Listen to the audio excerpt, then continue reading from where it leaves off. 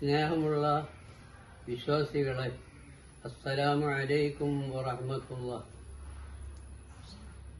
ഇന്ന് ഈദുൽ അദ്ഹ, ഖലീലുല്ലാഹി ഇബ്രാഹിം നബി അലൈഹിസ്സലാമിന്റെയും മകൻ ഇസ്മായിൽ നബിന്റെയും ത്യാഗത്തിന്റെയും അടിയുറച്ച വിശ്വാസത്തിന്റെയും സ്മരണ നിലനിർത്തിക്കൊണ്ടാണ് ബലിപെരുന്നാൾ ആഘോഷിക്കുന്നത്.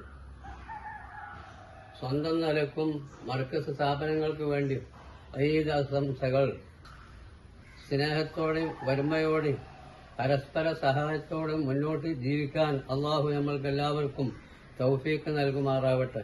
നമ്മളെ എല്ലാ ഹലാലായ മുറാദുകളും അള്ളാഹ് ഹാസിലാക്കി മൗത്താവുന്ന സമയത്ത് പരിപൂർണ ഈമാനോടുകൂടി പോകുന്ന യഥാർത്ഥ മുത്തഖീങ്ങളിൽ അള്ളാഹ് ഉൾപ്പെടുത്തി തരുമാറാവട്ടെ. അസ്സലാമു അലൈക്കും വറഹ്മത്തുള്ളാഹി. അസ്സലാമു അലൈക്കും വറഹ്മത്തുള്ളാഹി വബറകാതുഹു.